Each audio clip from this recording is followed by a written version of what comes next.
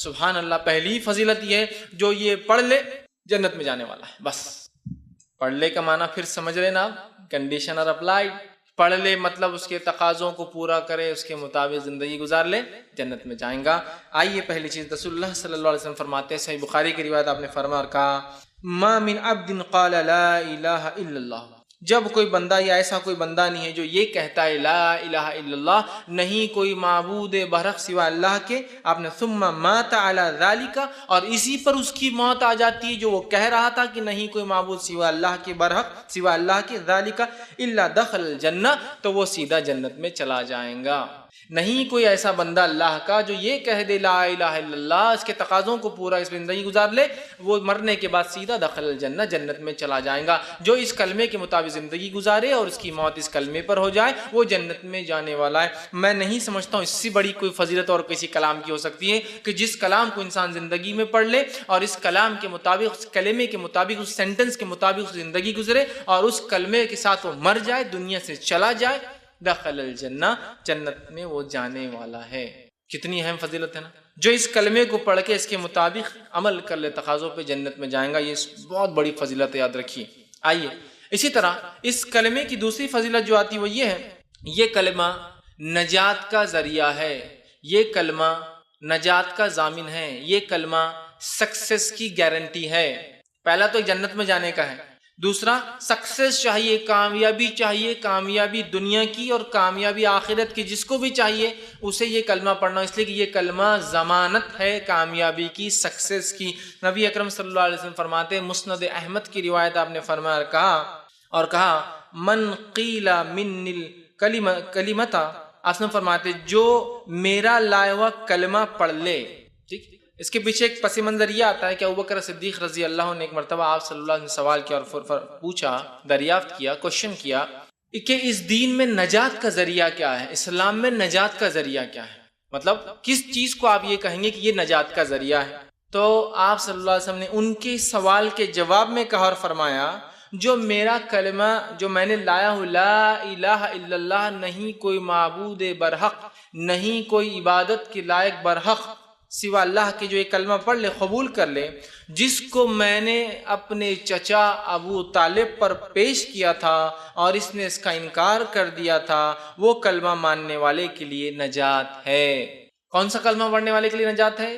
آپ سے سوال کیا ہو رہا ہے، اے اللہ کے رسول اس دین میں نجات کا کیا ذریعہ ہے، سکسیس کا کیا ذریعہ؟ تو فرمایا جو کلمہ میں لایا ہوں لا الہ الا اللہ، جو میں نے اپنے چچا پر بھی پیش کیا تھا، افسوس میرا چچا اس چیز پر ایمان نہیں لایا، جو اس کلمے کو پڑھ لے تو تمہارے سوال کا جواب ہے نجات کا یہ کلمہ ذریعہ ہے.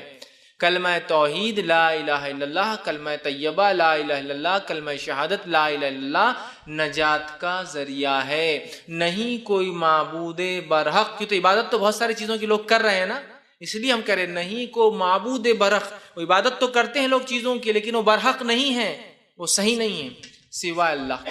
سمجھ رہا؟ تو یہاں آپ نے فرما رہے نجات چاہیے ابوبکر تو وہ کلمہ پڑھو جو میں لایا تھا، اپنے چچا پر پیش کیا تھا لا الہ الا اللہ، تو جنت میں تم جاؤ گے، وہ نجات کا ذریعہ، کامیابی کا ذریعہ بن جائیں گا. کون سا کلمہ؟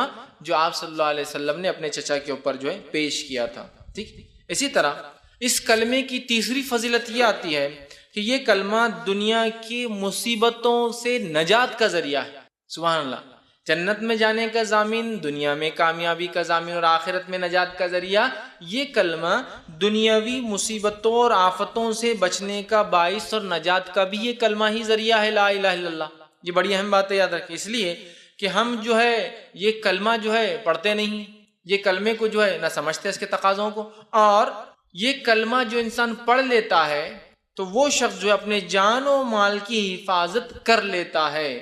مطلب دنیا میں جو مصیبتوں سے میں نے کہا نجات کا ذریعہ وہ یہ ہے کہ جو شخص یہ کلمہ پڑھتا ہے وہ اپنی جان و مال کو محفوظ کر لیتا ہے، جب تک کہ وہ نہ کہہ دے لا الہ الا اللہ، نہیں کوئی معبود برحق سوا اللہ کے، الا اللہ فمن قالها فقد عصم منی، جس نے یہ کہہ دیا اس نے اپنی جان اور مال مجھ سے بچا لیا. اس لیے میں کہہ رہا ہوں کلمہ توحید لا الہ الا اللہ پڑھنے والے کی جان اور مال محفوظ رہتی ہے. سمجھ رہا؟ جان اور مال اسی کیا ہوتی ہے؟ محفوظ رہتی جو کلمہ توحید کو پڑھتا ہے. اسی وجہ سے میں نے یہ بات لائی. ٹھیک، تو وہ اس نے میرے بچا لی. الا بحقی وحسابہ علی اللہ، اور حق کے ساتھ ہم ان کی جان نہیں لے سکتے، اور اگر ان کے دل میں کچھ غیر غلط ہوگا تو اللہ کے پاس ان کا معاملہ ہے، ہم اس معاملے میں گرفت نہیں ہوتی۔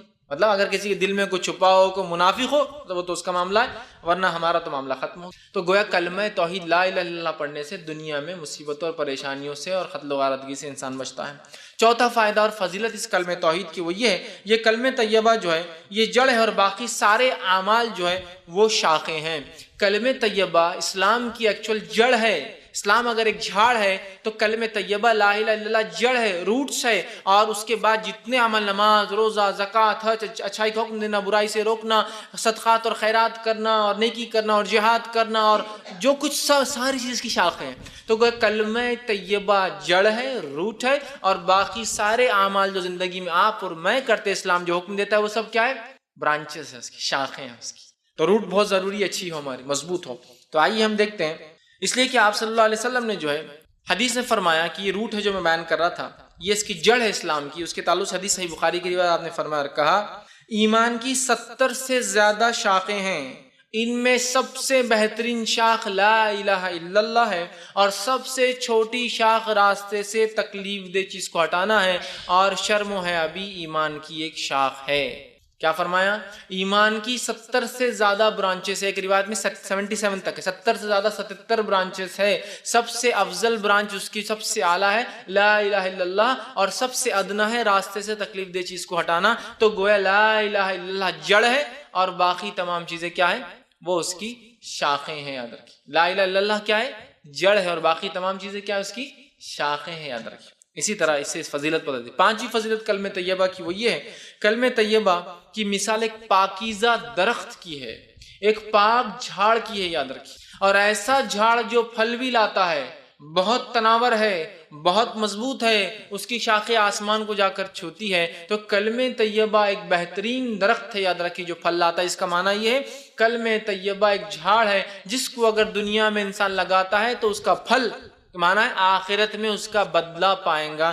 اور اللہ رب العزت نے کلمہ طیبہ کو جھاڑ کی تمثیل، مثال خود دی، میں نہیں دے رہا ہوں۔ آئیے سورہ ابراہیم سورہ نمبر 14 آیت نمبر 24 سے لے کر 27 میں اللہ فرماتا اور کہتا ہے الم تر کیف ضرب اللہ مثلا کلمۃ طیبۃ کشجرۃ طیبۃ۔ کیا اللہ رب العزت تمہارے لیے لوگوں ایک ضرب اللہ مثال دیتا ہے، ایک ایگزامپل دیتا ہے۔ کیا ایگزامپل ہے؟ کہ ایگزامپل ہے مثلا کلمۃ طیبۃ کشجرۃ، کہ کلمہ طیبہ کی، لا الہ الا اللہ کی مثال ہے جیسے کہ ایک پاکیزہ جھاڑ، مطلب اس کے اپیرنس سے بھی وہ خوبصورت دکھتا ہے۔ ایک کاٹے جھاڑ کو آپ پاکیزہ جھاڑ نہیں کہیں گے، ایک بدبو دار جھاڑ کو آپ پاکیزہ جھاڑ نہیں کہیں گے، ایک بدنما جھاڑ کو آپ پاکیزہ جھاڑ نہیں کہیں گے، ہے نا، ایک ہلکا زمین پہ بالکل ایک دم گرنے پہ ایسے جھاڑ کو آپ پاکیزہ نہیں کہیں گے۔ تو اللہ فرما رہا ہے الم تر کیفا، اللہ تمہارے لیے لوگوں کیسی مثال دے رہا ہے، سنو، ضرب اللہ مثلا کلمۃ، تمہارے لیے مثال ہے کلمہ طیبہ کی، کشجرۃ طیبۃ، ایک پاکیزہ جھاڑ کی ہے، اصلها ثابت وفروها فی السماء، جس کی زمین میں جڑیں دھسی ہوئی ہے، مضبوطی سے گڑی ہے، اور جس کی شاخیں فروها فی السماء، آسمان کو چھوتی جائے گی۔ سبحان اللہ، کیا جھاڑ ہے! جو لوگ کاشتکاری کرتے ہیں ایسے جھاڑ کو دیکھ کر کتنی خوشی ہوتی ہے نا کسی بھی انسان کو۔ کاشتکاری نہیں بھی کرتے ہیں، آپ راستے سے جا رہے ہو، بڑا جھاڑ دکھتا ہے، بہت جڑیں اور خوب اونچی شاخیں، تو آپ بھی 2 منٹ گاڑی روک کے بولتے ہیں کیا بہترین جھاڑ ہے۔ تو کہا کلمہ طیبہ ایک ایسا پاکیزہ جھاڑ ہے جس کی جڑیں مضبوط ہے، جس کی شاخیں آسمان کو فروها فی السماء تؤتی اکلها کل حین باذن ربها، اور اپنے رب کے حکم سے ہر موسم میں ہر بار پھل بھی لاتا ہے۔ ایک بہت بڑا جھاڑ بغیر پھل کی ہو تو کیا فائدے کا؟ آپ خود بولتے ہیں یار کھیت کا بہت حصہ ویسٹ کرا، اٹھا کے پھینک ڈالو۔ تو کلمہ طیبہ ایک پاکیزہ جھاڑ ہے، جڑیں مضبوط، شاخیں آسمان کو چھوتی ہے، اور اپنے رب کے حکم سے ہر بار ہر موسم میں پھل لاتا ہے، کنٹینیوسلی فروٹ دینے والا جھاڑ ہے، کبھی بھی جاؤ اور آپ کو پھل مل جائیں گا۔ یہ کلمہ طیبہ، کلمہ طیبہ سمجھیے آپ، ایک جھاڑ سے مثال، جھاڑ کے کتنے فائدے اٹھاتے ہیں آپ۔ کچھ جھاڑ کو اگر پتے نہ ہو، شاخیں نہ ہو، تو آپ جڑ سے فائدے اٹھاتے ہیں، اس کی چھال سے فائدے اٹھاتے ہیں، کئی کھانوں میں چھالیں استعمال ہوتی ہے، کئی دواؤں میں چھالیں استعمال ہوتی ہے، اس کی شاخیں بڑی ہو تو آپ کاٹ سکتے ہیں، پھر وہ بڑھیں گی، اس کے پھل آتے ہیں تو اس جھاڑ کی آپ خدمت کریں گے، اس کے پھل سے آپ پیسہ کمائیں گے۔ کلمہ طیبہ سوائے نفع کی اور کچھ نہیں دینے والا ہے ہم کو، اس لیے جھاڑ کی مثال، چونکہ جھاڑ کا ہر پارٹ جو ہے نفع بخش ہوتا ہے۔ بتائیے آپ جھاڑ کا کون سا پارٹ نفع بخش نہیں؟ جڑیں نکل رہی ہے تو کبھی کوئی دانت اس سے مانج رہا ہے، کبھی کوئی دوا بن رہی ہے، کبھی کسی چیز میں استعمال ہو رہا ہے نا، کبھی چھالیں ہو رہی ہے تو آپ کھانے میں ڈال رہے ہیں، دار چینی کیا ہے؟ وہ بھی ایک چھال ہے، بہت سے لوگ مختلف کھانے سے بناتے ہیں، لکڑی نکل جائے تو جلانے میں کام آتی ہے، کشتیاں بنتی ہے، دکان بنتے ہیں، گھر بنتے ہیں، مکان بنتے ہیں، سامان بنتا ہے۔ اگر پتے ہیں تو جانور ہمارے کھا کے فائدہ اٹھاتے ہیں، پھول لاتا ہے تو خوشبو ہوتی ہے، دوائیں بنتی ہے، کیا کچھ نہیں ہوتا۔ اس طرح پھل لاتا ہے تو پھل بیچ کے نفع کمایا جاتا، پھل کھا کے فائدہ اٹھایا جاتا، پھل سے بیج نکلتے، بیج سے اور جھاڑ لگایا جا سکتا ہے۔ جھاڑ کبھی بھی نفع بخش ہوتا ہے، کسی بھی صورت میں سوکھا جھاڑ بھی ٹوٹ کے پڑا ہے تو بھی کام کا، اس لیے کہ جلانے میں کام آتا ہے۔ تو کلمہ طیبہ پڑھنے والے کو کبھی نقصان نہیں ہوگا، اس لیے کہ وہ ایک ایسی چیز کو مان رہا ہے جو ایسا درخت ہے جس کی زمین کے اندر جڑیں گڑی، آسمان کو اس کی شاخیں چھوتی ہے۔ اور خاص بات تو یہ ہے پھلدار بھی ہے، اگر اتنا بڑا درخت بھی پھل نہ لائے تو آدمی بولتا ہے اکھاڑ دو، دوسرا کچھ لگا دو چھوٹا پھلدار ہوگا۔ پھل بھی لاتا ہے ایوری سیزن، ہر موسم میں۔ آگے اللہ نے فرمایا بِإِذْنِ ربی، اللہ کے حکم سے لاتا ہے۔ وَيَضْرِبُ اللَّهُ الْأَمْثَالَ لِلنَّاسِ لَعَلَّكُمْ يَتَذَكَّرُونَ، اللہ مسلمانوں، اے لوگوں، تمہارے لیے مثال بیان کرتا ہے، ٹھیک ہے، تاکہ تم غور و فکر کرو، نصیحت حاصل کرو، یتذکرون، سوچو اس پر۔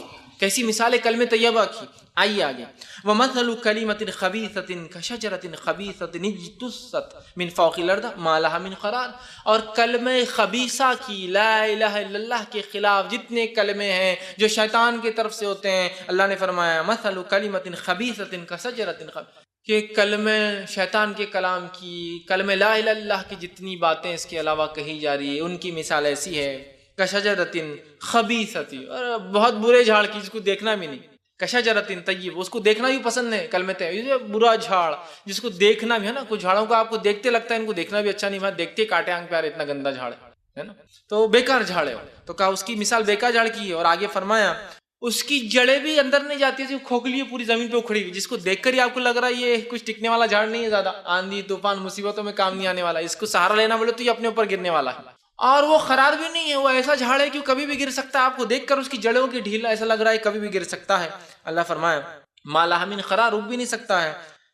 تو یہ یاد رکھیے، یہ دو کلام کی اللہ رب العزت نے جو ہے مثال دی۔ تو کلمہ طیبہ ایک ایسا جھاڑ ہے، لا الہ الا اللہ ایک ایسا جھاڑ ہے جس کی شکل، صورت، لذت، خوشبو اور نفع انسان اٹھا سکتا ہے، دیکھتے ہی سمجھ میں آ رہا ہے۔ دوسرا فائدہ، اس کی جڑیں زمین کے اندر مضبوطی سے جمی ہے، جس کی وجہ سے انسان کو پتا ہے کہ آندھی اور طوفانوں میں یہ جھاڑ ہماری مدد کرے گا، یہ ہم پر گرنے کے بدلے ہم اس کے سپورٹ میں جا سکتے ہیں۔ تیسرا فائدہ، اس کی شاخیں آسمانوں کو چھوتی ہے، بلند پھیلی ہوئی ہے، مطلب بہت بڑا جھاڑ ہے۔ اور چوتھی اور سب سے اہم چیز ہے، یہ جھاڑ پھل بھی لانے والا، یہ کلمے پہ جس نے عمل کیا آخرت میں فائدہ بھی اٹھا۔ یہ چار فائدے ہوں گے اس کلام کو۔ اور شیطان کے کلمے کو ماننے کی بہرحال وہ بالکل غیر مضبوط، دیکھتے ہی گھن آنے والی ہے، کبھی بھی گر سکتا ہے، مطلب اس کو خود سپورٹ کی ضرورت ہے، یہ کوئی مضبوط جھاڑ نہیں۔ تو کلمہ طیبہ کو جس نے مان لیا، ایک مضبوط جھاڑ کی اس کی مثال ہے، اور کلمہ طیبہ کے علاوہ جتنی چیزیں وہ بیکار ہے۔ چھٹا فائدہ، خبر میں استقامت، خبر میں مضبوطی دینے والے کلمے تھے، سبحان اللہ۔ مرنے کے بعد جو مر جائے اس پہ پڑھ کے جنت میں جانے والا ہے، جو اس کے مطابق رہے اپنی جان و مال کی حفاظت کر لی۔ اب خبر میں بھی مضبوطی، خبر میں اکیلے ہوں گے ہم، کیا ہوں گا، ہے نا، اکیلے انسان۔ آئیے جو ہے مسند بزار کی یہ روایت ہے، ماں عائشہ رضی اللہ عنہا فرماتی ہے، آپ سے آپ نے سوال کیا اللہ کے رسول، میں ایک کمزور عورت ہوں، عورتیں ویسے بھی کمزوری ہوتی ہے نا مردوں کے مقابلے میں، تو وہ فرماتی اور کہتی ہے میں ایک عورت ہوں اور میں ضعیف ہوں اللہ کے رسول، میں کمزور ہوں، بہت ڈرتی ہوں، جلدی ڈر لگ جاتا ہے، جلدی پریشان ہو جاتی ہوں۔ عموماً ہوتا ہے عورتوں میں یہ صفت ہے، جلدی ڈر جاتی ہے، جلدی پریشان ہو جاتی ہے۔ تو ماں عائشہ رضی اللہ عنہا نے بھی وہی سوال کیا اللہ کے رسول، میں ایک عورت ہوں، بہت جلدی پریشان ہو جاتی ہوں، اور جب جو ہے مرنے کے بعد قبر کے اندر جو ہے جب میں جاؤں گی اور منکر نکیر آئیں گے تو میرا کیا حال ہوگا، جبکہ میں اکیلے ہوں گی منو مٹی نیچے۔ آپ اندازہ لگائیے، یہ ایک ہال ہے، اس ہال سمجھو کہ رات میں پروگرام ہو رہا ہے، اور اللہ نہ کرے لائٹ چلی جائے، عورتیں بھی اوپر بیٹھی، اچانک لائٹ چلی گئی، اور باہر کوئی چاندنی رات بھی نہیں، بدلی آئی گی، بادل ہے خوب، اور لائٹ چلے جائے تو کیسی تھرتھراہٹ چھوٹ جاتی ہے نا۔ معلوم ادھر بھی عورتیں بیٹھی، ادھر بھی عورتیں بیٹھی، ادھر بھی مرد بیٹھے، ادھر بھی مرد بیٹھے، لیکن ادھر کا بیٹھنے والا آدمی ادھر والے کو چپک جاتا آ کر، ہے نا۔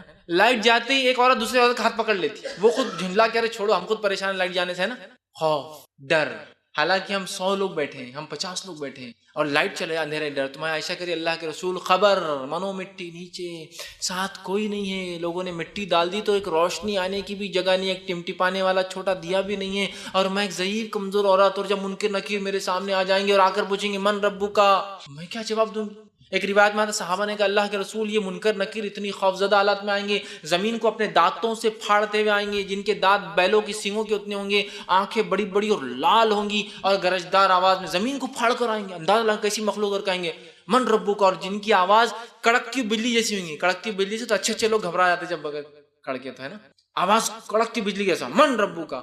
صحابہ نے کہا ہم تو پتھر کے بت بن جائیں گے، مٹی کے بت، مطلب ہماری تو کیفیت نہیں ہوگی بولنے کی.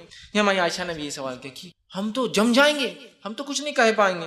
تو آپ صلی اللہ علیہ وسلم نے یہ آیت تلاوت کی جو سورہ ابراہیم سورہ نمبر 14 آیت نمبر 27 تھی. اللہ نے فرمایا یثبت اللہ الذین آمنوا بالقول الثابت فی الحیاۃ الدنیا وفی الآخرۃ ویذل اللہ الظالمین ویفعل اللہ ما یشاء. یہ آیت تلاوت کی جو سورہ ابراہیم سورہ نمبر 14 کی آیت 27 تھی. کیا فرمایا آپ صلی اللہ علیہ وسلم نے؟ یثبت اللہ الذین آمنوا بالقول الثابت، اللہ رب العزت مومنوں کے قدم کو جما دیں گا قول ثابت سے. اور قول ثابت سے مراد کیا ہے؟ اس سے پہلے کی آیت گزر چکی ہے، 27 سے پہلے 26 اور 25 اور 24 ہم نے پڑھی. وہی کلمہ طیبہ کی مثال ایک مضبوط جھاڑ سی ہے جس کی جڑیں زمین میں ہے، اس کے بعد کی آیت ہے بالکل. یہ 24 25 26 وہ آیتیں تھی اور یہ 27ویں آیت. کیا فرمایا کہ اللہ کلمہ طیبہ سے مومنوں کے قدم جما دیں گا. یثبت، تو کلمہ طیبہ خبر میں آ جانے والا ہے، اسی وجہ سے ہم مضبوط ہوں گے. اور جس کے کلمہ طیبہ مضبوط نہیں تھا، کلمہ توحید کمزور تھا، خبر میں وہ جواب نہیں دے پائیں گا، اس کے پیر کانپنے لگ جائیں گے. تو انہوں نے کہا میں تو ڈر جاؤں گی کہ عورت ہوں میں. تو کہا یہ قول سے، کلمہ طیبہ سے اللہ جنبی قول ثابت فی الحیات الدنیا، اور اس کلمے سے تمہیں صرف آخرت میں نہیں دنیا کی زندگی میں اللہ تمہیں جما دے گا، فی الآخرت، اور آخرت کی زندگی میں جما دے گا. وَيُذِلُّ اللَّهُ الظَّالِمِينَ، اور اللہ تعالیٰ ظالموں کو گمراہ کر دیتا ہے. وَيَفْعَلُ مَا يَشَاءُ، اور اللہ جو چاہتا ہے وہ کرتا ہے. سبحان اللہ. کلمہ طیبہ ہی وہ کلمہ ہے جو قبر میں جمانے والا ہے. اس کے تقاضوں پر جس نے زندگی گزاری، جو یہ کلمہ چاہتا تھا وہ کیا، بس وہ تو کامیاب. قبر میں بھی یہ کلمہ فائدہ دینے والا ہے، اس بات کو یاد رکھیے. عثمان بن عفان رضی اللہ عنہ سے ایک روایت ہے، یہ جو ہے سنن ابو داؤد کی روایت ہے. حضور صلی اللہ علیہ وسلم جو ہے میت کو دفنانے سے جب فارغ ہوتے تو وہاں ٹھہر جاتے اور کہتے اپنے بھائی کے استقامت کے لیے، اس کے قدم جمنے کے لیے، اس کے سوال جواب میں آسانی کے لیے، اور اس کے استغفار، اس کے لیے مغفرت کی دعا کرو. سوال و جواب میں آسانی کے لیے دعا کرو اور استغفار کرو. تو گویا حکم دیا گیا دعا کرنا چاہیے میت کے لیے کہ اللہ اس کے سوال جواب میں آسانی کرے دفنانے کے بعد، اور اس کے جو ہے استغفار، اس کے گناہوں کو معاف کرے. یہ ہمیں کرنا چاہیے. یاد رکھیے، یہ بات بڑی اہم چیز ہے، یاد رکھیے. اسی طرح جو ہے 7واں فائدہ ہے، جامع ترمذی کی روایت ہے، اور 7واں جو فائدہ ہے، بہرحال 7واں جو فائدہ ہے اس کلمے کا، اس کی فضیلت ہے، یہ سب سے بہترین ذکر ہے. آپ صلی اللہ علیہ وسلم نے فرمایا کہا، جامع ترمذی کی روایت ہے، حدیث کے الفاظ اس طرح سے آپ نے فرمایا کہا، آپ نے فرمایا تمام ذکر میں سب سے افضل ذکر لا الہ الا اللہ ہے، اور تمام دعاؤں میں سب سے افضل دعا الحمدللہ ہے. سب سے افضل ذکر کیا ہے؟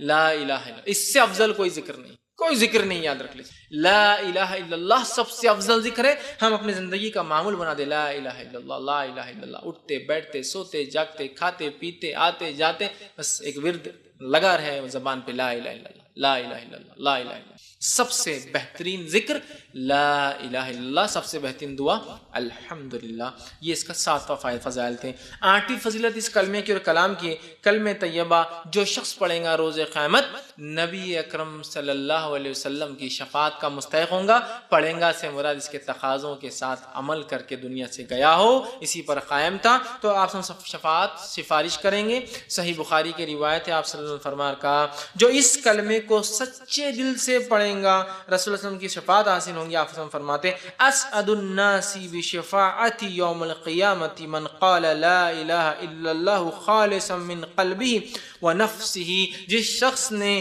میری شفاعت کا مستحق روز قیامت وہ انسان بنے گا، وہ سعادت مند انسان ہوگا جس نے سچے دل سے اپنے نفس میں ہی صحیح یہ کہا ہوگا لا الہ الا اللہ، میری شفاعت ہوگی. نبی اکرم صلی اللہ علیہ وسلم ایسے شخص کی شفاعت سفارش گزارش کریں گے اللہ کے سامنے جس نے کیا پڑھا ہوگا لا الہ الا اللہ. آپ سب کی شفاعت کے لیے لوگ ترس رہے ہیں، شفاعت کبریٰ ہے یہ، تو پھر اس کے لیے کلمے کو پڑھنا ہے اور کلمے کے تقاضوں کو پورا کر کے دنیا سے جانا ہے. ہمیں یاد رکھیے، اللہ تعالیٰ اس کی ہمیں توفیق عطا فرمائے. 9واں فضیلت، 9th اس کی فضیلت اس کلمے کی کیا ہے؟ کلمہ طیبہ پڑھنے والا، اس کے عمل کرنے والا دوزخ میں نہیں جائیں گا. کلمہ طیبہ پڑھنے والا، اس پر عمل کرنے والا جہنم میں داخل نہیں ہوں گا. ابو یعلا کی یہ روایت ہے، ابو ہریرہ رضی اللہ عنہ فرماتے اور کہتے ہیں رسول اللہ صلی اللہ علیہ وسلم فرمایا کہا تم کثرت سے کلمہ طیبہ پاکیزہ کلام کو پڑھا کرو. وہ کیا ہے؟ لا الہ الا اللہ کو پڑھو، کہتے رہو، اس سے پہلے کہ تمہارے پاس اس کلمے اور طیبہ کے درمیان گیپ آ جائے، خلا آ جائے، مطلب موت آ جائے. کلمہ طیبہ کو خوب پڑھتے رہو اس سے پہلے کہ تم اور یہ الگ ہو جائے، مطلب موت آ جائے تمہارے اندر اور اس کے درمیان حائل ہو جائے، یعنی موت آنے سے پہلے اس کو کثرت سے پڑھو۔ اور جو موت کے وقت اس کلام کو پڑھتا ہے، آگے حدیث کے الفاظ ہیں، جو موت کے وقت اس کلام کو پڑھتا ہوا مر جائے انشاءاللہ جنت میں جائیں گا۔ اسی لیے میں نے کہا جہنم سے، دوزخ سے اس کی نجات ہے جس نے کلمہ طیبہ پڑھا۔ کثرت سے پڑھو اس سے پہلے کہ موت آ جائے، اور جس کا خاتمہ اسی پر ہو جائے لا الہ الا اللہ پر، تو وہ شخص جو ہے جنتی ہوں گا۔ اللہ رب العزت ہم تمام کو یہ توفیق دے کہ ہم لوگوں کا خاتمہ اسی کلمے پر ہو، جس کا خاتمہ اس کلمے پہ ہو لا الہ الا اللہ، بس وہ جنت میں جائیں گا۔ آپ نے فرمایا اسی طرح آپ آگے فرماتے ہیں، مسند احمد کی روایت میں آتا ہے رسول اللہ صلی اللہ علیہ وسلم فرمایا میں ایک ایسا کلمہ جانتا ہوں جو اس کو سچے دل سے پڑھا اور مر جائے تو دوزخ کی آنکھ اس پر حرام ہو جائیں گی۔ صحابہ نے کہا کیا کلمہ ہے؟ تو کہا لا الہ الا اللہ، دوزخ کی آنکھ حرام۔ یہ کلمہ بڑا اہم کلمہ ہے، ہمیشہ اللہ سے حسن خاتمہ کی دعا ہم کرتے ہیں تو یہ دعا ضرور کرے کلمے سے ہمارا جو خاتمہ ہو، کلمے سے مراد لا الہ الا اللہ، بڑی اہم چیز ہے۔ جس کا خاتمہ ہو گیا وہ جنت میں چلا گیا۔ ایک روایت میں جس کی شروعات پہلا کلام اس کی زندگی کا لا الہ الا اللہ ہو اور جس کا خاتمہ لا الہ الا اللہ پہ، وہ جنت میں جائیں گا۔ اب ظاہر سے تو پہلی بار جب کوئی کہیں گا تو بچوں کو بہت تربیت دینا پڑے گی کہ پہلی بار بولے تو ممی ڈیڈی چاچا پھپھا یہ وہ بولنے سے پہلے کیا بولے؟ لا الہ الا اللہ۔ بہت ٹریننگ دینا پڑے گی نا، بچپن سے بولتے رہنا، جب پیدا ہوئے ایک آدھ مہینے بولو بولو بولو، تو جب بولیں گا تو لا الہ الا اللہ بولے۔ اب پہلا کلمہ اور آخری کلمہ بڑی اہم بات ہے، وہ تو جنت میں گئے۔ ٹھیک، 10ویں فضیلت اس کلمے کی جو آتی ہے وہ یہ، کلمہ طیبہ پڑھنے پر آسمان کے دروازے کھول دیے جاتے ہیں اور یہ کلمہ سیدھے عرش تک پہنچ جاتا ہے۔ اس کی خصوصیت اس کلمے کی، آئیے حدیث کے الفاظ سنیے۔ جامع ترمذی کی روایت ہے، آپ نے فرمایا اور کہا رسول اللہ صلی اللہ علیہ وسلم فرمایا کہ جب بندہ سچے دل سے لا الہ الا اللہ کلمہ طیبہ پڑھتا ہے، لا الہ الا اللہ پڑھتا ہے، تو اس کے واسطے آسمانوں کے دروازے کھول دیے جاتے ہیں اور یہ کلمہ عرش الہی تک پہنچ جاتا ہے، مگر شرط یہ ہے کہ اس کلمے کو پڑھنے والا گناہ کبیرہ سے بچتا رہے۔ تو یہ کلمہ عرش تک پہنچ جاتا ہے سیدھا، مطلب یہ کلمہ ڈائریکٹ میسج ہے، رب کو چلا جاتا ہے سیدھا نکل۔ آسمان کا کوئی دروازہ اس کو وتھہیلڈ روک نہیں سکتا، یہ سیدھے ساتواں آسمان کو پار کرتا ہے، رب کے عرش کے پاس چلا جاتا ہے۔ لیکن کنڈیشن یہ ہے اس کلمے کے عرش تک پہنچنے کے لیے کہ انسان کبائر سے، گناہ کبیرہ سے بچے، نہ بڑے بڑے گناہوں سے نہ بچے تو یہ کلمہ عرش تک نہیں پہنچتا، بیچ میں رک جاتا ہے۔ تو یہ کلمے کی پہنچ سیدھا عرش تک ہے، سیدھا اوپر چلے جاتا ہے، وداؤٹ کوئی مطلب ہوتا ہے نا، آپ کو کسی کو SMS بھیجنا ہے، کوئی بڑے آدمی سے بات ہی کرنا ہے تو 10 جھمیلے ہوتے ہیں اس کے بھی۔ رب سے اگر تعلق قائم کرنا ہے تو کلمہ عرش تک پہنچ جاتا ہے، صرف شرط یہ ہے کہ گناہ کبیرہ سے انسان بچتا ہے۔ تو اس کلمے کی پہنچ عرش تک ہے، چونکہ عرش والے کا کلمہ ہے تو عرش تک پہنچ بھی جاتا ہے، بس پہنچانے والا گناہ کبیرہ سے بچا۔ 11واں اس کی فضیلت اس کلمے کی آتی ہے کہ مرنے والے کے پاس لا الہ الا اللہ پڑھانا چاہیے، اگر پڑھتے ہوئے مر گیا تو جنت میں، مطلب پہلے تو آ گئی بات مرتے وقت جو پڑھ لے جنت میں، لیکن یہاں اضافہ کیا ہے؟ مرنے والے کو لا الہ الا اللہ کی تلقین کرنا چاہیے۔ اس سے یہ بات پتہ چل رہی ہے کہ بہت اہم کلمہ ہے، بہت بڑی فضیلت ہے، تبھی تو مرنے کے وقت یہ کہنا ہے ہم کو، کس کو؟ مرنے والے کو کیا کہنا ہے؟ لا الہ الا اللہ کی تلقین، ہے نا؟ حدیث کے الفاظ دیکھیے، 11ویں فضیلت ہے یہ، طبرانی کی روایت ہے، آپ صلی اللہ علیہ وسلم فرمایا، کہا نبی اکرم صلی اللہ علیہ وسلم فرمایا اور سامنے کہا کہ لا الہ الا اللہ جس نے پڑھا وہ اس کلمہ طیبہ کو سن کر خود بھی پڑھے، مطلب آپ نے فرماتے ہیں جو مرنے والے کے پاس جائے اور اس کے پاس جا کر لا الہ الا اللہ پڑھے اور اس مرنے والے کو تلقین کرے، خود بھی پڑھے اور اس کو تلقین کرے، اگر یہ موت کے وقت پڑھتا ہوا مر گیا تو جنت میں ہوگا۔ صحابہ نے سوال کیا، رضوان اللہ تعالی اجمعین نے سوال کیا کہ عرض کیا ہے رسول اللہ صلی اللہ علیہ وسلم، اگر کوئی تندرستی کی حالت میں اس کو پڑھے تو آپ نے کہا پھر تو یہ سب سے اچھی چیز ہے، لیکن جب کوئی مرنے کے وقت ہو تو ہم اس کے پاس جائیں، جا کر اس کو لا الہ الا اللہ لا الہ الا اللہ لا الہ الا اللہ کہیں، ہمارے پڑھنے سے ہو سکتا ہے اس کے زبان سے بھی وہ لفظ نکلے لا الہ الا اللہ، تو وہ ایسا انسان جس کا کلام لا الہ الا اللہ آخری اور اس پر اس کی موت آ جائے وہ جنت میں جانے والا ہے۔ تو میت کے پاس لا الہ الا اللہ کی تلقین کرنا ہے، زمین جائیداد کا نہیں پوچھنا ہے، پراپرٹی کس سے ڈسٹریبیوٹ نہیں پوچھنا ہے، وہ زمین کا کیا کرنا ہے، یہ پلاٹ کچھ نہیں پوچھنا ہے ان سے، بچوں کی شادی کیسے کریں گے کچھ نہیں پوچھنا ہے سوائے اس چیز کی تلقین لا الہ الا اللہ۔ کچھ کھلائیے پلائیے بھی مت، بہت سارے لوگ یہ غلطی کر دیتے موت کے وقت، آخری ٹائم پہ دودھ پی لے تو کوئی فضیلت نہیں، آخری ٹائم پہ پانی پی لے تو کوئی فضیلت نہیں، آخری ٹائم پہ کلمہ پڑھ لے تو سب کچھ ہو گیا، یہی تلقین کر لا الہ الا اللہ۔ تو کہا جس کا آخری کلام یہ ہو جائے، زندگی میں پڑھے تو بہت افضل ہے، وہ تو اچھا آپ نے فرمایا، لیکن جو مرے اور مرتے وقت کا زبان سے تلقین کرو، تم بھی پڑھو، اور اگر وہ پڑھ لے اس کی زبان سے نکل جائے تو بس پھر تو وہ کیا ہوں گا؟ جنت میں جائیں گا۔ اسی طرح جو ہے ایک اور روایت کے اندر آتا ہے جو کہ بخاری کی روایت ہے، جو ہے حضرت عتبہ بن مالک رضی اللہ عنہ اس کے راوی وہ کہتے ہیں آپ نے فرمایا اور کہا جو اللہ کی رضامندی کے لیے کلمہ طیبہ لا الہ الا اللہ پڑھے قیامت کے دن دوزخ کی آگ اس پر حرام ہو جاتی ہے۔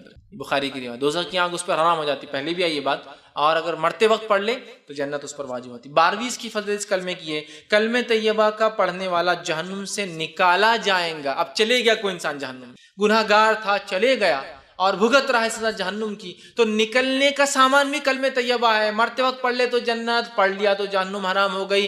موت کے وقت پڑھا جانا چاہیے، قبر میں آ کے کلمہ آپ کو جو ہے ثابت قدم رکھیں گا۔ مر گیا انسان، گناہ گار تھا، گناہوں کی سزا بھگت رہا ہے، لیکن اگر کلمہ طیبہ پڑھا ہوں گا تو نکلنے کا راستہ باقی ہے، ابھی اس نے اپنے لیے راستہ باقی رکھا۔ حدیث کے الفاظ سنیے، آپ صلی اللہ علیہ وسلم نے فرمایا، مستدرک حاکم کی روایت، آپ نے فرمایا اور کہا اخرجوا من النار من قال لا الہ الا اللہ وفی قلبہ ذرۃ من الایمان۔ اللہ رب العزت روز قیامت کہیں گا فرشتوں سے، اے فرشتوں اخرجوا من النار، نکال لاؤ ناک سے ان لوگوں کو، کن لوگوں کو؟ من قال لا الہ الا اللہ، جس مطلب لوگ نکلتے جائیں گے سائے بھگت کے، لیکن اللہ ایک ٹائم اعلان بھی کریں گا، نکال لو بس ان لوگوں کو جہنم سے جس نے کیا کیا ہو، من قال لا الہ الا اللہ، جس نے لا الہ الا اللہ کہا ہو، فی قلبہ، زبان سے نہ بھی کہا ہو تو دل میں تو کہا ہو، کم از کم ایسا بھی لا لو اٹھا کر۔ اللہ تعالیٰ تو اپنے بندوں کو سزا نہیں دینا چاہتا نا، مغفرت کر، تو جاؤ لے کر آؤ، جس نے لا الہ الا اللہ کہا ہو منہ پہ نہیں تو دل میں کہا ہو، لاؤ فی قلبہ، اس کے دل میں کبھی پڑھاؤ، لے کر آؤ نکال کر اس کو، فی قلبہ ذرۃ من الایمان، اور اس کے پاس ذرہ برابر بھی اگر ایمان ہوگا تو لاؤ، خالی وہ وربل پڑھنے والا نہیں تھا، ایک باری پڑھا ہو لیکن اس کے دل میں ایمان ہو۔ ذرہ برابر ایمان سے کیا مراد ہے؟ بہت سے لوگ بولتے ہیں حدیث میں ذرہ برابر ایمان جنت میں جائیں گا، تو اس کا کیا معنی ہے؟ اس کا معنی یہ ہے ایمان تو مکمل تھا، عمل نہیں کرنے کی وجہ سے ذرہ کہا گیا اسے، ورنہ اگر ایمان میں کوئی کمزوری آئے تو کبھی جنت میں نہیں جائیں گا انسان، یہ بات لکھ کے رکھ لیجیے۔ تو ذرہ برابر کیوں کہا گیا؟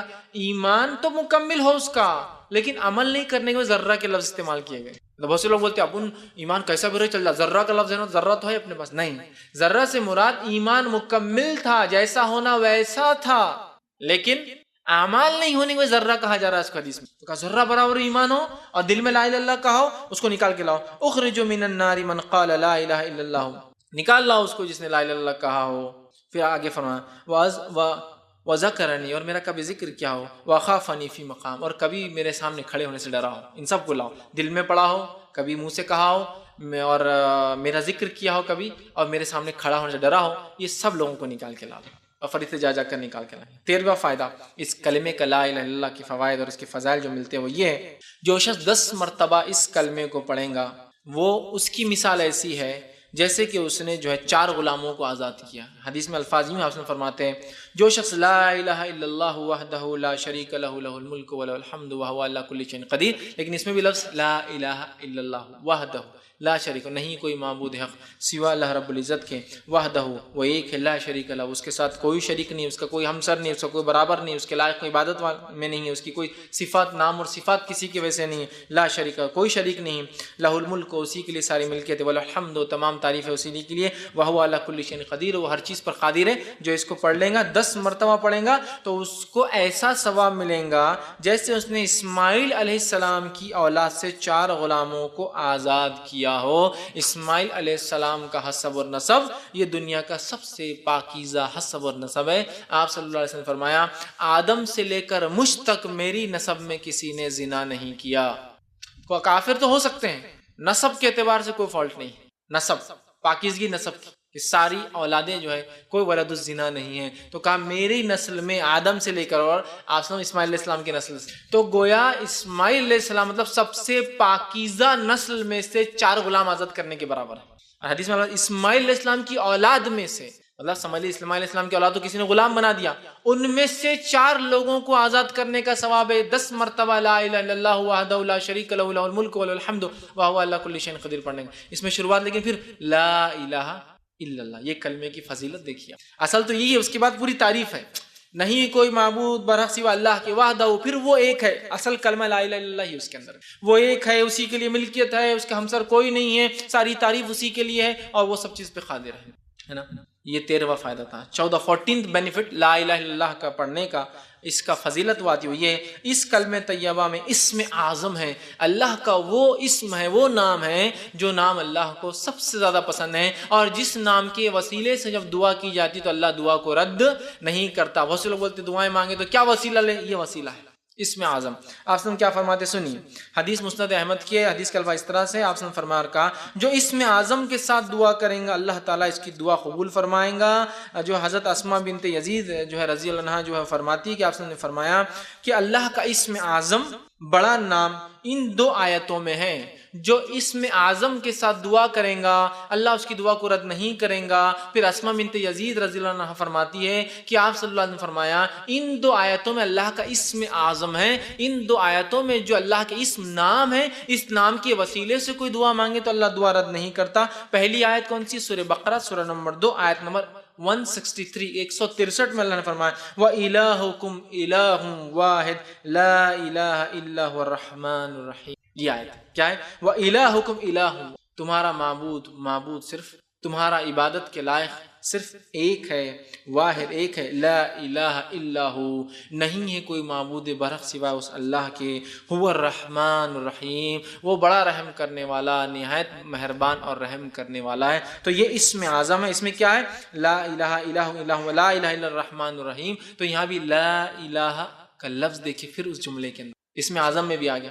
دوسرا آپ نے فرمایا سورہ آل عمران کی آیت نمبر 2 جس میں اللہ نے فرمایا اللہ لا الہ الا هو الحی القیوم، ہے نا، اللہ لا الہ الا حی القیوم، تو کہ حی اور القیوم، لیکن اس سے پہلے دیکھیں اللہ لا الہ الا حی القیوم، کہ اللہ وہ ہے جس کے سوا کوئی معبود برحق نہیں، وہ زندہ ہے اور تمام چیزوں کو قائم رکھے ہوئے ہے۔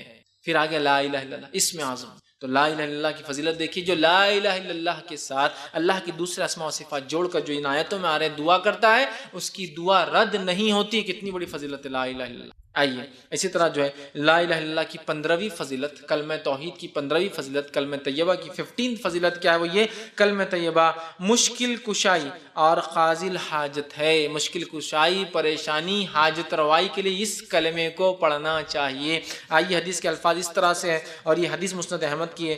حضرت سعد رضی اللہ عنہ فرماتے اور کہتے ہیں رسول اللہ صلی اللہ علیہ وسلم نے فرمایا حضرت ذوالنون سے مراد یونس علیہ السلام، ٹھیک، آپ فرماتے اور کہتے ہیں حضرت ذوالنون جو ہے یونس علیہ السلام نے مچھلی کے پیٹ میں اللہ سے ایک دعا کی، اگر وہ یہ دعا نہ کرتے تو مچھلی قیامت تک یونس کو لے کر یوں سمندر میں گھومتی رہتی۔ اگر یونس علیہ السلام یہ دعا نہ کرتے تو قیامت تک وہ مچھلی ان کو پیٹ میں لے کر گھومتی رہتی۔ اور وہ کیا دعا تھی جو مشکل کشائی میں جو یونس علیہ السلام نے کی؟ لا الہ الا انت سبحانک انی کنت من الظالمین، یہ دعا تھی جو انہوں نے کی، ہے نا۔ بہت سے لوگ اس کو آیت کریمہ بولتے ہیں، جلالی آیت بولتے ہیں۔ یہ آیت جو ہے ہر بار پڑھنا، کریمہ ہے مطلب کرام، مطلب جس کی وجہ سے اللہ کرم کرتا ہے، جلالی مطلب اللہ رب العزت اس آیت کے پڑھنے کے بعد جلال میں آ جاتا ہے، دعاؤں کو سنتا ہے، یہ معنی ہوتا ہے۔ بہرحال تو اگر یونس علیہ السلام نے کیا دعا کی تھی؟ لا الہ الا انت سبحانک انی کنت من الظالمین، لا الہ الا انت، نہیں کوئی معبود برحق اللہ سوائے تیرے، سبحانک تیری ذات پاک ہے کہ میں نے خطا کی کہ بغیر سوچے سمجھے، بغیر تیرے فیصلے کی یہ سوچا قوم اب گناہ کریں گی تو عذاب آئیں گے، اور نکل آیا سبحانک تیری ذات پاک ہے، انی کنت من الظالمین، اللہ میں ہی یقیناً خطا کاروں میں تھا، میں نے غلطی کی کہ تیرے حکم کے بغیر چلا آیا۔ یونس علیہ السلام نے کیا غلطی کر لی تھی؟ خطا کیا تھی ان کی کہ جب قوم کو دعوت دی، لگا کہ قوم ایمان نہیں لائیں گی، بادل آئے جو عذاب کے تھے، یونس علیہ السلام کو لگا کہ اب بادل اب عذاب لانے والے اور بغیر اللہ کے حکم میں نکل کے چلے گئے، جبکہ ہوا کیا؟ قوم یونس ایک ہی قوم ہے پورے قرآن میں جس نے عذاب کو پہچان لیا کہ عذاب ہے، باقی ساری قومیں غرق ہو گئی۔ جیسا کہ سمود کے پاس ہوا، اور یہ ہوا تو فائدے لانے والی، پولینیشن ہوگا، کیڑے آئیں گے، جھاڑ لگیں گے، وہ یہ سوچ رہے ہیں۔ کسی یونس علیہ السلام کے بادل آئے تو ڈرے بارش ہوگی، کھیتی باڑی ہونے والی، وہ سوچ رہے ہیں۔ یونس علیہ السلام کی قوم ایک ہی قوم ہے قرآن میں، جب بادل دیکھے سمجھ گئے عذاب کے ہیں، یہ بادل خوشخبریاں نہیں لائے ہیں، دیکھتے ہی توبہ کر لی، ایک ہی قوم ہے جس نے توبہ کی عذاب کو دیکھے، باقی ساری قومیں عذاب کو پہچان نہیں سکی اور ہلاک ہو گئی۔ اب قوم نے توبہ کر لی، یونس علیہ السلام چلے گئے پہلے ہی نکل کر، اللہ نے پھر سزا دی، اس لیے کہ اللہ اپنے نیک بندوں سے تھوڑی بھی خطا پسند نہیں کرتا ہے، سمجھ رہے آپ؟ سب سے اچھے اسٹوڈنٹ سے ٹیچر تھوڑی بھی غلطی پسند نہیں کرتا ہے۔ ایک غلط اسٹوڈنٹ کو تو چھوڑ ہی دیتا ہے، بھائی اس کو چلو ٹھیک ہے معاف کرتے رہیں گے، لیکن ایک سنسیئر اسٹوڈنٹ سے چھوٹی سی مسٹیک بھی برداشت نہیں کرتا ہے۔ تو اللہ رب العزت کے برگزیدہ نبی ہے، تو چھوٹی سی مسٹیک بھی اللہ نے وہ نہیں کی، خطا پکڑ لی کہ آپ جاؤ مچھلی کے پیٹ میں، ڈبا دیا اس کشتی کے جس میں جا رہے تھے، اور آئی مچھلی نگل کے لے گئی۔ تو آپ سے فرماتے ہیں کہ اگر یونس یہ نہ پڑھتے تو اللہ تعالیٰ قیامت تک گھماتے رہتے یونس علیہ السلام کو. پھر آپ نے کہا رسول اللہ آگے فرماتے ہیں جو مسلمان اس آیت کریمہ کو پڑھ کر دعا کرے اللہ تعالیٰ اس کی دعا قبول فرمائیں گا. پھر آگیا نا جملہ کیا ہے؟ لا الہ الا انت سبحان. آگیا پھر لا الہ الا اللہ. لا الہ الا اللہ کی برکات فضائل اتنے زیادہ ہیں جس کی کوئی انتہا نہیں. آئیے 16 بینیفٹ 16ویں فضیلت لا الہ الا اللہ کی کیا ہے؟ کلمہ طیبہ پر اسلام کی بنیاد قائم ہے. اسی کلمے پر اسلام ٹکا ہوا ہے پورا. آپ سن کی کئی حدیثیں اتنی ہیں کہ کسی کوئی انتہا نہیں کہ بنی الاسلام علی خمس. اسلام کی بنیادیں 5 چیزوں پر ہیں. شہادت لا الہ الا اللہ وان محمد صلی اللہ، گواہی دیتا ہوں کہ اللہ کے سوا کوئی معبود برحق نہیں اور میں محمد صلی اللہ علیہ وسلم کا رسول ہوں. تو کلمہ طیبہ. اور آپ دیکھیے کوئی بھی مسجد میں چارٹ ہوتا ہے شہادت، نماز، روزہ، زکوٰۃ، حج، ایک جھاڑ اس کو 5 پھول بتاتے ہیں. بنیاد ہے، فاؤنڈیشن ہے یہ اسلام کے. اور ان 5 میں سے بھی لا الہ الا اللہ سب کا بیس ہے. روزہ بھی تب قبول جب کلمہ صحیح، توحید صحیح. نماز بھی جب قبول جب توحید صحیح. زکوٰۃ بھی جب قبول جب توحید صحیح.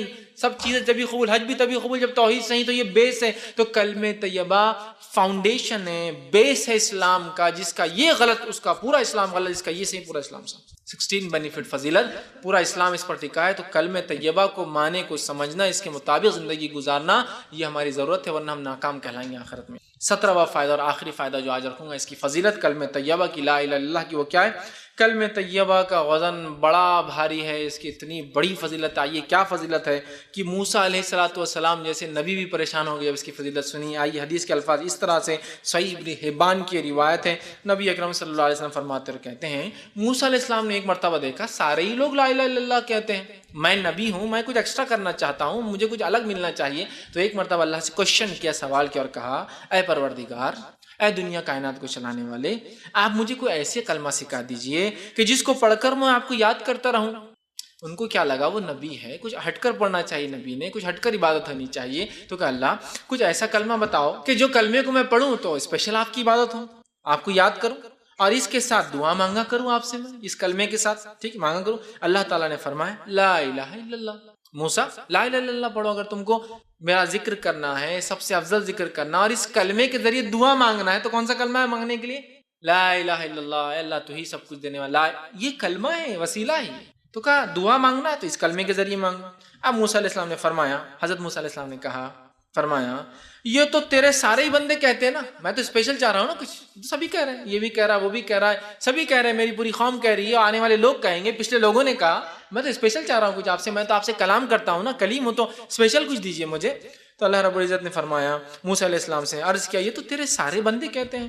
اللہ تعالیٰ نے فرمایا یہی کلمہ پڑھا کر ہے موسیٰ، یہی کافی ہے. موسیٰ علیہ السلام نے کہا کوئی مخصوص چیز بتائیے. لیکن موسیٰ علیہ السلام کی فطرت تھی، ضد کرتے تھے اللہ سے. تو کہا نہیں کچھ اسپیشل مجھے چاہیے، اور یہ تو آپ سب بندے پڑھتے ہیں، سارے لوگ پڑھتے ہیں، مجھے اسپیشل چاہیے. تو اللہ تعالیٰ نے موسیٰ علیہ السلام نے کہا نہیں مجھے کچھ مخصوص چیز بتائیے. اللہ رب العزت نے فرمایا اے موسیٰ تم اس کلمے کو معمولی سمجھتے ہو؟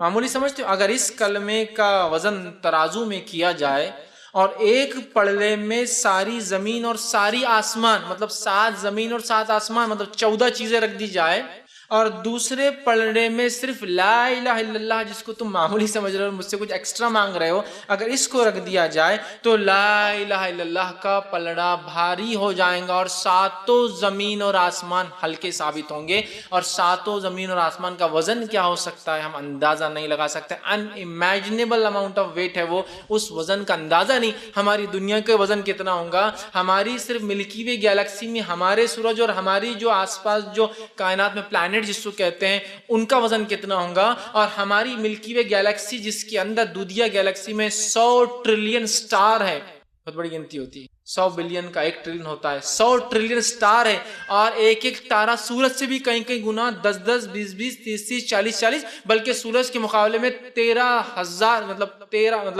1300 بلین ٹائمز اس کا ویٹ زیادہ ہے. مطلب وہ حساب بہت بڑا ہے، یہ ہم کر نہیں سکتے آسانی سے، ہمارے کیلکولیٹر بھی نہیں کرتے، 12 ڈیجٹ سے آگے چل جاتا ہے. یہ ایک ایک اتنا وزنی ہے. یہ صرف ہماری ہے، اور ہماری کائنات جو پہلے آسمان سے پہلے تمام چیزیں، اس کے اندر 300 کھرب ایسی کائناتیں چل رہی ہے جو ہم دیکھ سکتے ہیں، اس کے علاوہ کتنی ہوں گی وہ اللہ ہی بہتر جانتا ہے.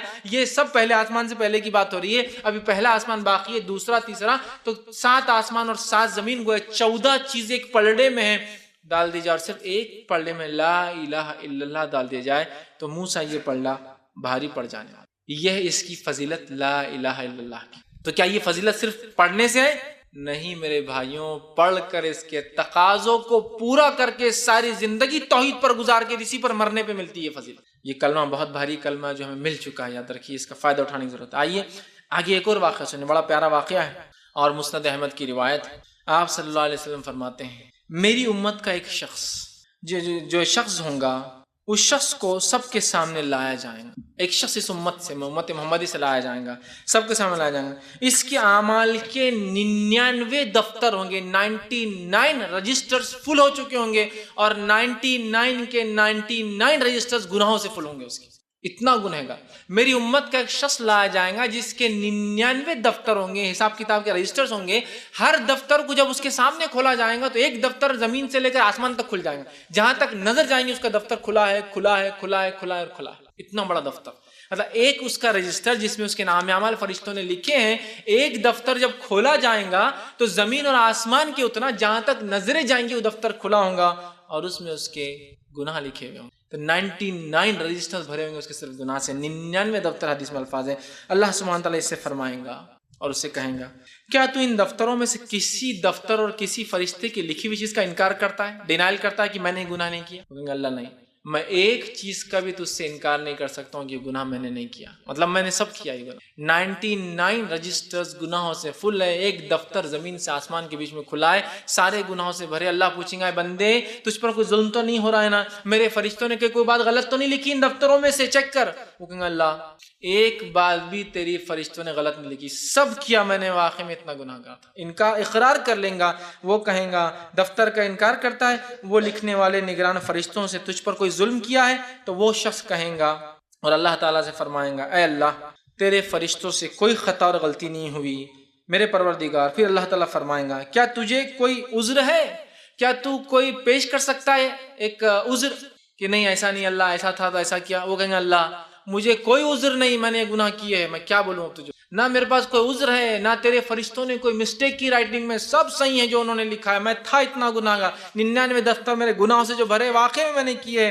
اللہ تعالیٰ فرمائیں گا ہاں میرے پاس تیری ایک نیکی لیکن باقی ہے، چونکہ آج کا دن تجھ پر کوئی ظلم نہیں کیا جائے گا، آج کا دن تجھ پر کوئی ظلم نہیں کیا جائے گا، تیری ایک نیکی ہے جو میرے پاس پڑی ہے وہ بھی دے دیتا ہوں تجھے، 99 دفتر تو دیکھ ہی رہا ہے، ایک نیکی اسی دیے جائیں گے جس کے لیے حدیث میں الفاظ آتا ہے بطاقہ۔ بطاقہ ویسے جو لوگ گلف جاتے ہیں ایک آئی ڈی کو بولتے ہیں، بطاقہ کہتے ہیں چھوٹے سے کور، اس پہ کچھ لکھ کے دیا جاتا ہے، جا کے بتا دو میرا نام بطاقہ، تو اس کو حدیث بطاقہ بھی بولتے ہیں۔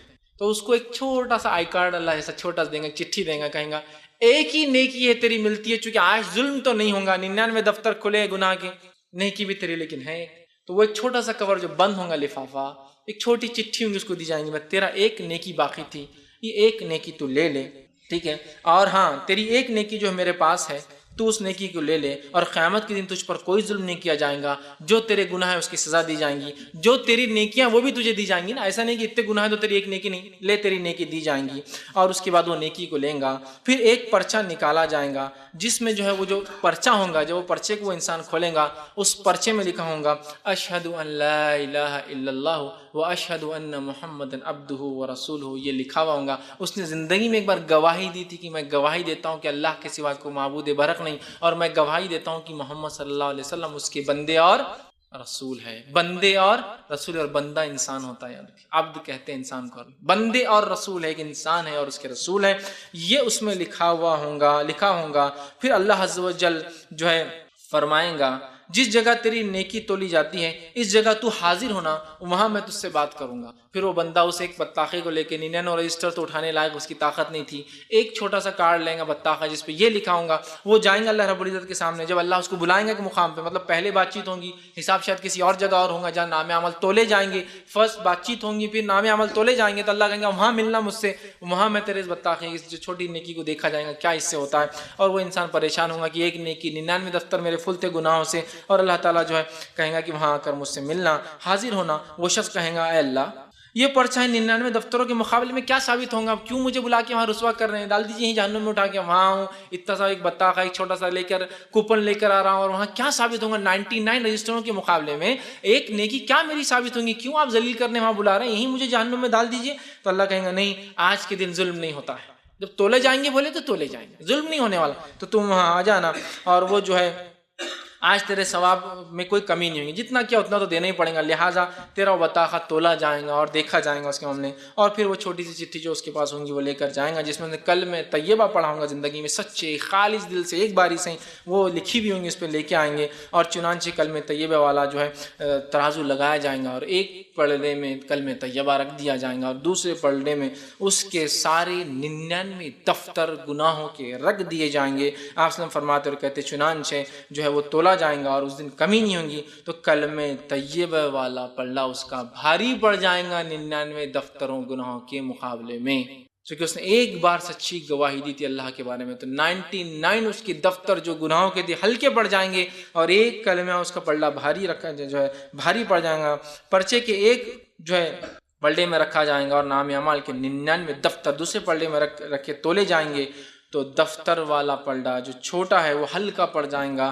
اور 99 دفتر اٹھ جائیں گے، اور کلمہ لا الہ الا اللہ کا پلڑا جھک جائے گا، بھاری ہوگا۔ اللہ تعالیٰ کے نام کے مقابلے میں کوئی چیز بھاری نہیں ہو سکتی۔ اللہ فرمائے تو نے اللہ کا نام لیا تھا، سچا نام لیا تھا، ایک باری صحیح، آج کوئی چیز اس کے مقابلے میں بھاری نہیں پڑنے والی تجھ پر، لہٰذا اس کی مغفرت کر دی جائیں گی۔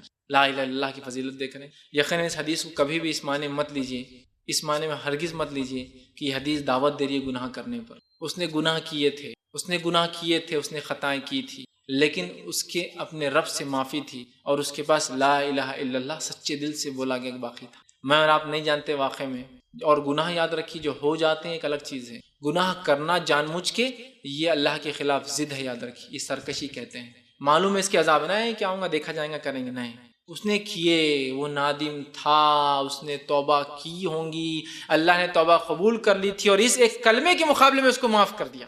سمجھیے اس بات کو، اور نہ بولیں گے یہ تو دعوت ہے گناہوں کی، نہیں، یہ دعوت نہیں ہے حدیث، یہ حدیث بتا رہی ہے اس نے سب کچھ جاننے کے بعد بھی گناہ کیے، لیکن اپنے رب سچی معافی مانگی، اور نیکی کچھ تھی تو وہ اس کا عقیدہ تھا جو بالکل صحیح تھا، جو چھوٹا سا ایک چٹھی میں تھا، لیکن وہ چھوٹی چٹھی بھاری ہے کہ تو اس پہ اللہ کا نام تھا، اور باقی گناہ ہلکے پڑ جائیں گے چونکہ اس نے توبہ بھی کی ہوں گی۔ اس بات کو سمجھیے، ورنہ اس معنی کو جو ہے بھدے انداز میں حدیثوں کو مت لیا کیجیے کہ گناہ معاف ہو جائیں گے، نہیں، اور گناہوں کو جان بوجھ کے کرنا سرکشی، یاد رکھیے، تو اللہ تب تو نہیں معاف، جو سرکشی معلوم ہونے کے بعد بھی کر رہا ہے، مطلب رول بنائے وانے کے بعد توڑنے کو آپ بول رہے ہیں فائن بھر دوں گا، نہیں، یہ نہیں ہوتا اسلام، بہرحال تو اس کو معاف کر دیا جائے گا۔ تو کلمہ طیبہ میں چونکہ اللہ کی وحدانیت، اس کی توحید ہے، اس کا ایک ہونا ہے، اس کا نام ہے اللہ جو سب سے اس کو پیارا نام ہے، اور اسی نام سے اس نے اپنے آپ کو پکارا کئی بار، تو بہرحال وہ ہے، اس وجہ سے پلڑا بھاری ہو جائے گا۔ تو کلمہ توحید صرف کلام نہیں، ایک جملہ نہیں ہے، کلمہ توحید ایک زندگی جینے کا طریقہ ہے، یاد رکھیے، جس نے اس پہ زندگی گزاری سچے دل سے اس کو پڑھ کر وہ کامیاب رہا، اور جس نے زندگی گزاری اس کو چھوڑ کر،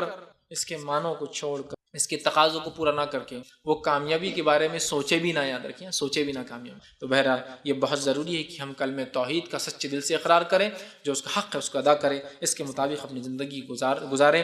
مسند احمد کی روایت ہے، آپ نے فرمایا اور کہا، من کان آخر کلام لا الہ الا اللہ دخل الجنہ، جس کا آخری کلام لا الہ الا اللہ ہوگا وہ جنت میں جائے گا۔ ہم بھی کوشش کریں آخری کلام اگر ہمارا لا الہ الا اللہ ہو، ہم چاہتے ہیں اس کلمے کو خوب ورد کریں، اور اس کلمے کے مطابق اس کے تقاضوں کو پورا کرنے میں زندگی بتا دیں، بس دونوں چیزیں ایک ساتھ، کلمہ بھی ہے، اس کے تقاضوں کو پورا کرنے پوری زندگی کھپا دیں، بس تو پھر اس کا آخری کلام لا الہ الا اللہ ضرور ہوگا، وہ جنت میں جائیں گا۔ اور صحیح مسلم کی ایک روایت میں آپ نے فرمایا اور کہا، لقنوا موتاکم لا الہ الا اللہ، اپنی میت کو، مرنے والوں کو لا الہ الا اللہ کی تلقین کیا کرو، یہ بڑی اہم چیز ہے۔ میں انشاءاللہ اپنی بات کو آخر میں جو ہے ایک واقعے سے ختم کرتا ہوں۔ ایک محدث تھے، حافظ ابن ابی حاتم نے اپنی کتاب میں لکھا ہے، ایک محدث جن کا نام ابو زرعہ رحمۃ اللہ علیہ آتا ہے، اور ان کے انتقال کا وقت قریب آ گیا۔ جب ان کا انتقال کا وقت قریب آیا تو لوگوں نے ان سے وہی کہا، لقنوا، اپنے موتا کو تلقین کیا کرو لا الہ الا اللہ کی۔ لوگ آئے اور تلقین کرنے لگے لا الہ الا اللہ پڑھو، تو انہوں نے جو ہے ابو زرعہ رحمۃ اللہ علیہ نے اس حدیث کو پڑھنا شروع کیا، وہ بطاخ والی حدیث، اس حدیث کو پڑھا، چونکہ محدث تھے، اور اس کے سند کے ساتھ پڑھا۔ اس سے پتہ چلتا ہے اسلاف کے نزدیک صرف متن نہیں، حدیث کی سند بھی بڑی اہمیت رکھتی، تو پوری سند پڑھی۔ سند پڑھنے کے بعد حدیث کا متن پڑھنے لگے، اور حدیث کا متن پڑھتے پڑھتے جب وہاں ہے جو شخص کو بطاخہ ملا اور اس پہ لکھا تھا لا الہ الا اللہ، جب اس جملے پہ پہنچے تو وہاں ان کی روح پرواز ہو۔ پوری حدیث پڑھی، حدیث میں راوی پڑھے، راوی پڑھنے کے بعد جب وہاں ان کے جملے آئے کہ اللہ نے کہا کہ تیرے پاس ایک بطاخہ، اس پہ لکھا لا الہ الا اللہ، جب لا الہ الا اللہ پر پہنچے تو ان کی روح پرواز کر گئی، اور اسی کے ساتھ ان کی موت آ گئی، تو ظاہر سی بات ہے انہوں نے اپنی زندگی پوری کلمے پہ گزاری ہوں گی، زندگی ان کی اس کے مطابق ہوں گی، اس حدیث کے مطابق ہوں گی۔ تو بہرحال اس حدیث کا شوق اور روایت کرنے کا اور راوی کو بیان کرنے کا شوق اور ان کی کلام دیکھیے پورا کر کے اس حدیث کے اس جملے پہنچے گی کہ اللہ میں نے اگر 99 دفتر بھی میرے گناہ کے ہوں گے تو اس حدیث کو مرنے سے پہلے میں تجھے یاد دلانا چاہتا ہوں کہ میرا بھی معاملہ یہ کرنا کہ لا الہ الا اللہ کی وجہ سے ان 99 دفتر اگر گناہ کے ہوں گے بھی تو میرے معاف کر دینا۔ اور اس جملے پر آ کے لا الہ الا اللہ پر ان کی وفات ہوئی، ان کا انتقال ہوا اور وہ دنیا سے چلے گئے۔ تو ہم تمام کو چاہیے اللہ رب العزت سے ہمیشہ دعا کریں کہ اللہ سبحانہ تعالیٰ ہمارا حسن خاتمہ کرے اور ہمیں جو ہے موت سے پہلے یہ کلمہ ضرور بھی ضرور نصیب کرے جس کو لا الہ الا اللہ کہتے ہیں، لا الہ الا اللہ محمد رسول اللہ، یہ کلمہ ہماری زبان پر ہو۔ جس شخص کو اگر ایسی موت آ جائے جس نے اپنے آخری جملے اور کلام میں لا الہ الا اللہ محمد رسول اللہ پڑھا ہو، میں نہیں سمجھتا ہوں اس سے بہتر اور اس سے اچھی موت کسی کی بہرحال ہو سکتی ہے۔ تو ہمیں چاہیے اپنے حسن خاتمہ کی ہم دعا کریں اور اللہ سے ضرور دعا کریں کہ اللہ ہمارا خاتمہ جو ہے ضرور جو ہے اس کلمے پہ لا الہ الا اللہ محمد رسول اللہ پہ ہو۔ لیکن میرے بھائیوں اس کلمے کے کچھ تقاضے ہوتے ہیں، ان تقاضوں کو بھی پورا کرنا ضروری ہے، صرف کلام یا صرف جملہ اصل نہیں ہے، جملے کے ساتھ کچھ اعمال ہے وہ کرنا ہے۔ تو ہمیں اپنی زندگیوں کو اس کلمے کے مطابق لا الہ الا اللہ محمد رسول اللہ، اللہ کے حکم اور رسول کے حکم کے مطابق، یہ تو کلمہ ہم چاہ رہے ہیں نا آخر میں جو پڑھ رہے ہیں وہ تو خالی جملہ ہے لیکن اس سے پوری زندگی لگی ہے۔ گویا یہ ایک وہ ہوتا ہے نا کہ پانی کے اندر جو برف ہوتا ہے اس کی ایک نوک، آئس برگ جس کو بولتے ہیں، اس کی ایک نوک ہے، نیچے پورا پہاڑ ہوتا ہے، اس کا پہاڑ جو ہوتا ہے زمین پہ اتنا اونچا ہوتا ہے، نوک ہوتی ہے، لیکن اصل سائنس کہتی ہے وہ پہاڑ نیچے کئی گنا بڑا ہوتا ہے۔ تو بس یہ تو لا الہ الا اللہ ایک جملہ ہے لیکن اس کے پیچھے پوری زندگی لگی ہے۔ محمد رسول اللہ ایک جملہ ہے لیکن پوری زندگی اس نبی کے طریقے پر، یہ اصل چیز ہے۔ تو جس نے اپنے رب کو مانا، اس کے مطابق عمل کیا اور جو اپنے آخری نبی کو مانا اس کے مطابق کیا، لا الہ الا اللہ محمد رسول، بس یہ دو شخصیات ہیں، ان کے مطابق زندگی، اس کو شریعت کہتے ہیں، شریعت کے مطابق زندگی گزر جائے۔ اللہ کے کلام اور محمد صلی اللہ علیہ وسلم کے کلام دونوں ملا کے بنتی ہے شریعت، قرآن اور حدیث۔ جس نے اس کے مطابق گزارا بس وہ تو کامیاب رہا۔ تو ہمیں اگر کامیابی چاہیے، ایسی موت چاہیے، ایسا خاتمہ چاہیے تو لا الہ الا اللہ کو زندگی بنا لے اور لا الہ الا اللہ کے مطابق زندگی ہو۔ ہماری زندگی پہ کوئی لوگ، کوئی سماج، کوئی قوم اثرات نہ ڈالے بلکہ صرف اور صرف اس کلمے کا اثر اور اس نبی کا اثر ہماری زندگی اور زندگی سے چھلکے کہ ہاں واقعی میں نبی کے اور اس رب کے ماننے والے جس نے انہیں پیدا کیا۔ یہ نہ ہو کہ منمانی کی، رب کو چھوڑ کے دوسروں کو پکارا، شرک کیا اور نبی اکرم صلی اللہ علیہ وسلم کی اتباع کے خلاف آپ کی نافرمانیاں کی اور پھر کہہ رہے لا الہ الا اللہ، یہ لا الہ الا اللہ کچھ کام نہیں آنے والا جب تک کہ اس کے پیچھے تقاضے عمل نہ کیا گیا ہو۔ لہٰذا اپنی زندگی کو ہم ڈھال لیں اور لا الہ الا اللہ